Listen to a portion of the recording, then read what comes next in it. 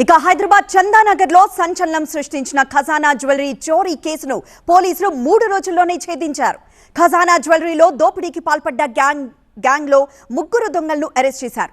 బీదర్లో 2, పుణేలో 1 అదుపులోకి తీసుకున్నారు. 3 నిందితులు బీహార్ రాష్ట్రానికి చెందిన వారిగా గుర్తించారు. మా బ్యూరో చీఫ్ విజయ్ మరింత సమాచారం అందిస్తారు. విజయ్, పోలీసులు చాకచక్యంగా ఈ గ్యాంగ్ లో 3 ఎలా పట్టుకున్నారు? మరోవైపు వాళ్ళు రెక్కీ నిర్వహించి మరీ చోరీ చేశారంటే ఏమన్నా నేర చరిత్ర ముందే ఉందా?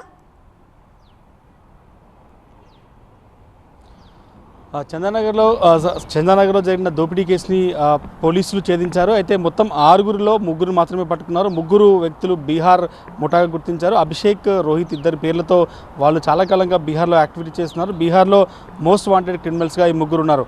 వీళ్ళకి హైదరాబాద్లో షెల్టర్ ఇచ్చినటువంటి ఒక వ్యక్తితో పాటుగా వీళ్ళ గ్యాంగ్లో ఉన్నటువంటి మరొక 2 మొత్తం 3 పట్టుకున్నారు. దాదాపు వీళ్ళు హైదరాబాద్లో ఎక్కడైతే గతంలో ఈ హైదరాబాద్లో అరెస్ట్ అయిన వాళ్ళైతే జీడిమెట్లో ఒక గ్లాస్ కంపెనీలో పనిచేస్తున్నారు. అయితే వాళ్ళ దగ్గరికి బీహార్లో పోలీసులు వెంటాడుతున్నారు. బీహార్లో పోలీసులు తమని టార్గెట్గా చేసుకొని అక్కడ వేధిస్తున్నారని నెపంతో హైదరాబాద్కి వచ్చి ఇక్కడ ఉన్నారు.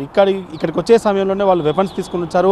పక్కా ప్లాన్తోనే దాదాపు గత నెల రోజులుగా హైదరాబాద్లో తిరుగుతూ ఏ జ్యువెలరీ షాప్నైతే టార్గెట్గా చేస్తే 50 కోట్లకు పైగా ఎక్కువ బంగారం ఎక్కడైతే నిల్వ ఉంటుంది అది సిటీ అవుట్స్కర్ట్స్లో ఉన్న ప్లేస్ను ఐడెంటిఫై చేసుకొని ఈ చోరీకి పాల్పడ్డారు.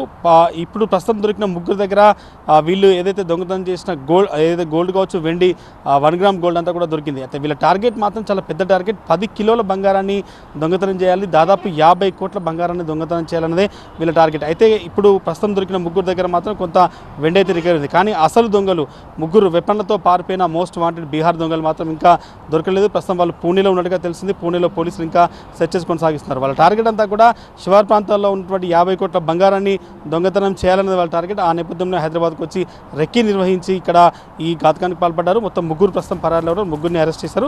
రేపు మధ్యాహ్నం 11 గంటలకి డీసీపీ మాదాపూర్ 3ని కూడా మీడియా ముందుకు ప్రవేశపెట్టున్నారు. ఎస్ విజయ్.